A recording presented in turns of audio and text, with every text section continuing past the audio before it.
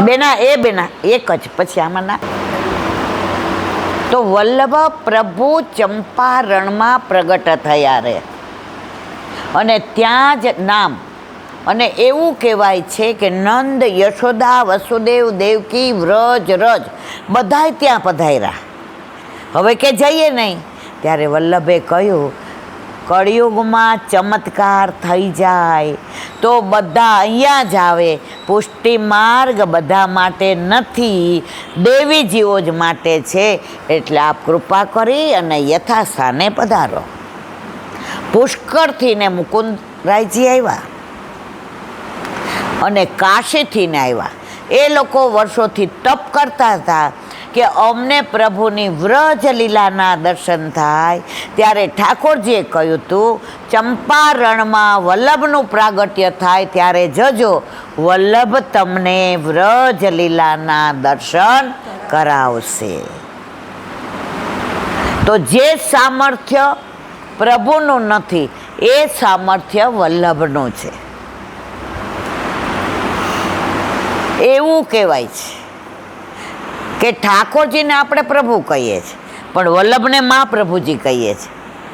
આ સૌરાષ્ટ્રમાં ગયા હતા તો બેઠક ઉપર લખ્યું હતું, મા પ્રભુજીના બેઠકજી.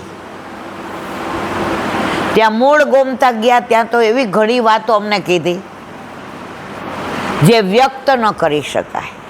વલ્લભ આજે પણ બેઠકમાં સાક્ષાત છે. વલ્લભનું બધું આખું ચરિત્ર કેવું હોય ને તો આપણો જન્મ ઓછો પડે. તો વલ્લભનું બાળપણ ક્યાં ગયું? કાશીમાં. અને ભણવા મોકલ્યા તો 4 મહિનામાં તો બધી વિદ્યા ભણી લીધી. ત્યારે પંડિતોને એમ થયું કે આ તો અમને ભણાવવા આવ્યા છે, અમે એમને ભણાવીએ એવું અમારું સામર્થ્ય નથી. અને વલ્લભે નક્કી કરી લીધું કે મારે પૃથ્વી પરિક્રમા કરી ગોલોકમાંથી જે હું નક્કી કરીને આવ્યો કે દેવીજીઓને શોધીને ગોવર્ધનનાથજીના હાથમાં દઈશ. તો 11 વર્ષે માતાજીને કહી દીધું. જનોએ થઈ, ભણાય ખરા, અને કહ્યું કે હવે હું પરિક્રમા કરીશ. પણ ત્યારે લક્ષ્મણ ભટ્ટ બિરાજતા હતા. એટલે માતાની ઈચ્છા એવી હતી કે વલ્લભ એકવાર આપણે તિરુપતિ બાલાજી જઈ આવીએ તો કેવું. વલ્લભને તો બધી લીલા ખબર હતી. માં હાલો આપણે બધાય જઈએ. આ બધાય એક પ્રસંગોમાં 1 કલાક હોય ને તો આનંદ આવે. બધાની સાથે તિરુપતિ બાલાજી આવ્યા અને માએ દર્શન કર્યા. તિરુપતિ બાલાજીના મુખારવિંદમાં દર્શન કરતા હતા તો લક્ષ્મણ ભટ્ટજી તિરુપતિ બાલાજીના મુખમાં જ સમાઈ ગયા. માને કેવો ઉદ્વેગ થાય. ત્યારે વલ્લભે સમજાવ્યા, માં દરેકને આવો આનંદ નથી મળતો. બધા લીલામાં પહોંચે કેવા મરી જાય ને કેવું. મારા પિતાશ્રીને તો કેવા વાલા હતા તિરુપતિજીને કે મુખમાં સમાવી લીધા. અને પછી મામાના ઘરે સોગ મૂકવા ગયા. વિદ્યાપતિ, વિજયનગર, જે પેલા વિદ્યાનગર કહેવાતું હતું. મામાને ત્યાં આવ્યા. મામા રાજી થયા ને વાલ કરીને બેસાડ્યા. ને આ બધું 1 મિનિટમાં કહી દઈશ, કારણ કે આપણે 5:30 પૂરું કરવું છે. રાતના ભોજન તૈયારી સાચી લીધી. માને બોલાવ્યા. વલ્લભને કીધું પધારો, બિરાજો. ભાણે તો હોને વાલા હોય ને. વલ્લભે કહ્યું, મામા હું આપને ત્યાં પ્રસાદ નહીં લઉં, હું જળ બી નહીં લઉં. મામા કે તારા બાપાય લેતા હતા અને તું કેમ ના પાડસ? તો કે હું તો મારા ઠાકોરજીને ધરાવેલું જ લઉં છું. તો વલ્લભની પાસે એમના યજ્ઞનારાયણ ભટ્ટના, મુકુંદરાયજી, ભાગવતજી બધું એમની સાથે જ હતું. મામાને ખોટું લાગ્યું કે કાલે અહીંયા શાસ્ત્રાર્થ છે, હું ત્યાં કોષાધ્યક્ષ છું વિદ્યાનો. કાલે તને ત્યાં આવવા કે જે કંઈ વાંધો નહીં મામા, પણ હું તમારા ઘરે જળ તો લઈશ જ નહીં. ગામની બહાર ગયા, છોકરના વૃક્ષની નીચે બધું બનાવ્યું, ઠાકોરજીને ધરાવ્યું. સ્વયં પાકી હતા. કોઈ દિવસ વલ્લભ ભૂતલ પર રહ્યા ત્યાં સુધી કોઈના હાથનું બનાવેલું વલ્લભે ધર્યું. અને આપણે તો પુષ્ટાવતા જ નથી, પણ ધરાવવાની વાત જ ક્યારે. સૌરાષ્ટ્રમાં એટલો બધો ભાવ, પણ ઠાકોરજી પુષ્ટ કરાવતા બધાય બીએ. 500 વૈષ્ણવ હોય, એમાં 100 જણના ઘરે હોય, 400 ઘરે ના હોય. ત્યારે બીજે દિવસે મામાએ નક્કી કર્યું કે હવે એને આવવા જ ન દો. એણે મારા ઘરે પાણી ન પીતું. અને વટ હતો એમનો વિદ્યાપતિ.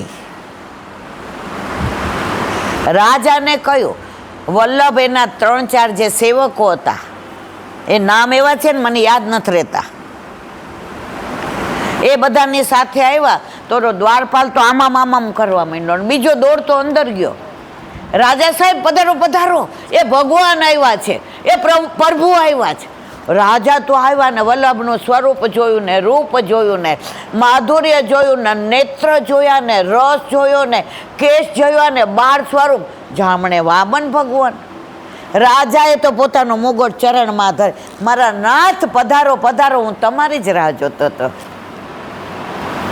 અને વલ્લભ 11 વર્ષના અને બિરાજા.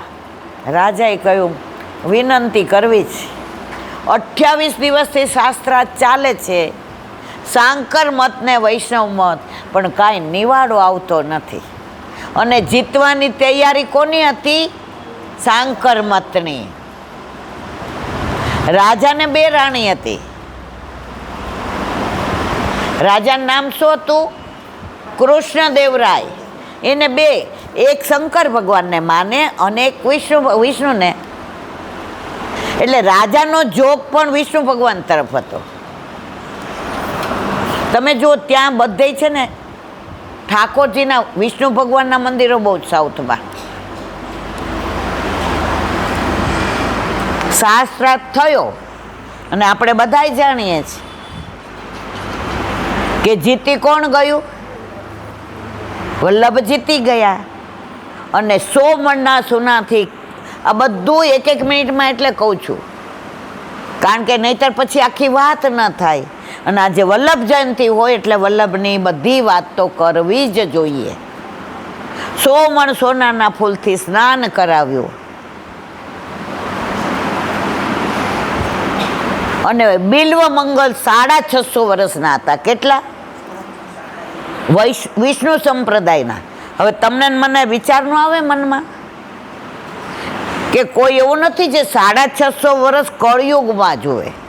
સતયુગમાં તો 1000 વર્ષ જીવે, ત્રેતામાં જીવે, દ્વાપર, પણ કળયુગમાં 650 વર્ષો કોઈ જીવે નહીં. તો સંશય થાય. એટલે મેં તમારી જેમ પૂછ્યો પ્રશ્ન, એ કે વાયુ સ્વરૂપે જીવતા હતા. કયા સ્વરૂપે? અને એમણે આચાર્યનો તિલક વલ્લભને કર્યો. રાજાએ પૂછ્યું, 100 મણ સોનાના ફૂલનું શું કરવું? એ કે જે 28 દિવસથી બધાય શાસ્ત્રાર્થ કરે છે ને, એ બધાયને વેચી દો, મારે કાંઈ કામનું. દ્રષ્ટિ પાછળ ન નાખી. વલ્લભે લક્ષ્મી સ્વામી ક્યારેય જોયું નથી, નહીં તો કેટલાય મંદિરો હોત. ત્યારે રાજાએ કીધું તો હવે, ત્યારે કહ્યું મને શરણે લ્યો. રાજાને શરણે લીધા. તો કે હવે તો મારી ભેટ સ્વીકારશો ને મારવાલા? તો થાળ ભરીને સોના મોર લાવ્યા. તો એમાંથી 7 જ લીધી. કેટલી લીધી? કેમ 7 લીધી? રાજાના રાજ્યમાં દિનકર નામનો એક માણસ હતો, પ્યોર વૈષ્ણવ. હવે એની લીલા બહુ લાંબી છે એટલે નથી કરતી, પણ એનું તાત્પર્ય એ કે એ જ્યારે લીલામ પહોંચી ગયા ત્યારે કોઈ પાછળ હતું નહીં. અને દરેક રાજમાં એવો નિયમ હોય કે કોઈ ન હોય તો બધું રાજમાં જાય. તો એણે લખીને રાખ્યું હતું કે મારી આ 7 સોના મોર વૈષ્ણવ ગુરુને પધરાવજો. તો રાજાના રાજમાં બધું આવ્યું. તો વલ્લભે જે 7 સોના મોર લીધી ને મારા વાલા, એ પેલા દિનકરની હતા, જે વિષ્ણુ ભક્ત હતા. બાકીનું વલ્લભે પાછું દીધું. એ 7 સોના મોરના ઝાંઝર નુપુર આજે પણ શ્રીજી બાવા ધરાવે છે. એટલી બધી અદ્ભુત લીલાઓ છે કે એકવાર 1 વર્ષ સુધી રોજ યુટ્યુબમાં મારા વલ્લભની જ વાતો કરવી છે. અસિતગીરી સમસ્યાત કજ્જલમ સિંધુ પાત્રે સૂર તરુવર શાખા લેખિની પત્ર મુરવી લિખતી યદિ ગૃહિત્વા શારદા સર્વકાલમ તદપી તવ ગુણાના મીશ પારમ ન હતી. આખી ધરતીનો કાગળ કરીએ, હિમાલયની કલમ કરીએ, સમુદ્રના જળની સાય કરી, સહી પેલા સહી આવતી ને, અને સરસ્વતી લખવા બેસે ને, વાણીના દેવી સરસ્વતી, તોય મારા વલ્લભ તમારા ગુણનો પાર ન આવે તો હું તો શું કરું મારા વાલા. અને ત્યાંથી રાજાએ કહ્યું કે હવે હું આપને જવા દઈ. ત્યારે કહ્યું રાજાનું કર્તવ્ય છે પ્રજાનું પોષણ કરવું, પાલન કરવું, પ્રામાણિકતા કરવી ને વફાદારી, આ તમારું કર્તવ્ય છે. રાજાએ ખૂબ માણસોને સાથે મોકલા. વલ્લભે બહાર નીકળીને કહ્યું અમને કોઈનો ભય નથી, અમને સાથે હાથી પાલખીની અમારે જરૂર નથી. વલ્લભે ઠાકોરજીની જેમ ક્યારેય ચરણમાં કાંઈ ધારણ કર્યું નથી. 3 પરિક્રમા ઉઘાડા ચરણે કરી અને દેવી જીવને શોધી શોધીને ગોવર્ધનનાથજીના હાથમાં. આપણે બધાય ગોવિંદ ઘાટની લીલા જાણીએ છીએ. એ એકાદશી હતી, શ્રાવણ શ્યામલે પક્ષે એકાદશ્યા મહાનિશી, એ મહારાત્રિ હતી. અને વલ્લભનું પ્રાગટ્ય પણ ત્યારે. અને ગિરિરાજીમાં ગિરિકંદરામાંથી ગોવર્ધનનાથજીનું પ્રાગટ્ય પણ ત્યારે.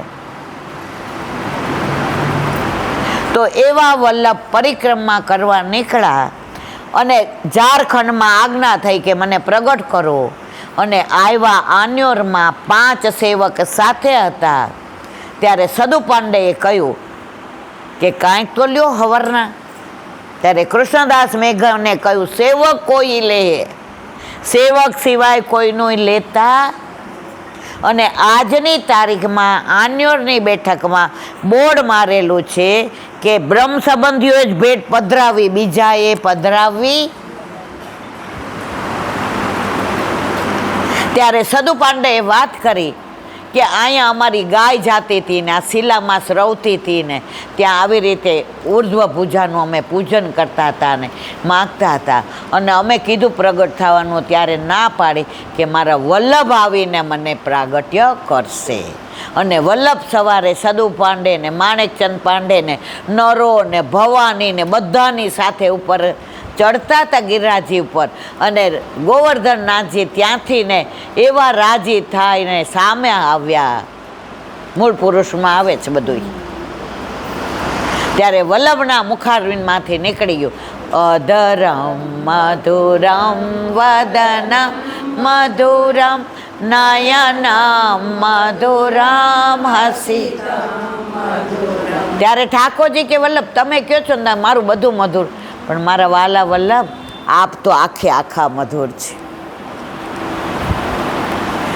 અને અખાત્રીજના દિવસે નાનું મંદિર કરીને વલ્લભે ગોવર્ધનનાથજીને પાઠ બેસાડ્યા. કુંભનદાસીને પહેલા શરણે લઈ, કુંભનદાસી વલ્લભ કરતાં 5 વર્ષ મોટા હતા, એમને કીર્તન સેવા આપી.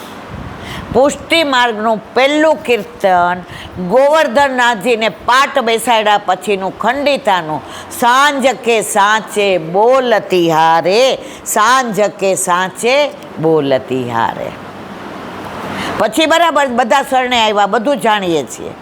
ગુસાઈજી અષ્ટસાપની બધી રચના કરી. પણ પહેલાં કોણ આવ્યા? કુંભનદાસ. સૂરદાસ, પરમાનંદદાસ ને કૃષ્ણદાસ. વલ્લભ ગોકુળમાં આવ્યા તો ગોકુળ તો આખું કાંટા કાંકરાથી આચ્છાદિત, નીચે યમુનાજી ખળખળ વહે, અને ત્યાં આવી ખસેડીને યમુનાજીના દર્શન કરીને વલ્લભે દમલાજીને પૂછ્યું, દમલા, આમાં કયો ઠકરાણી ઘાટ અને કયો ગોવિંદ ઘાટ?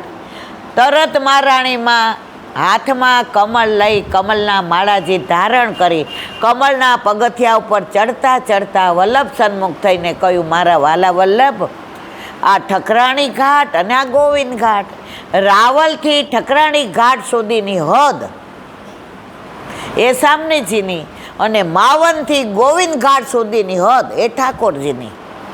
અને વલ્લભે મહારાણીમાંનું રૂપ સૌંદર્ય જોઈ અને 16 ગ્રંથની પુષ્ટિ માર્ગની પહેલી સ્તુતિ વલ્લભના મુખારમાંથી નીકળી પડી, નમામી. અને અઠવાડિયું ત્યાં ભાગવત પારાયણ કર્યું 7 દિવસ. 7 ને 3 10 ને 11મા દિવસની રાત્રે એક સમય ચિંતા ચિતાએ દેવી કિહિવિદ જાને. વલ્લભ આમ કરીને ચિંતામાં હતા કે કેવી રીતે દેવી જીવને ઓળખું. ત્યારે રાતના ગોકુળચંદ્રમાજી રાસમાંથી પ્રગટ થઈને કહ્યું, ગોવિંદ ઘાટ ઉપર.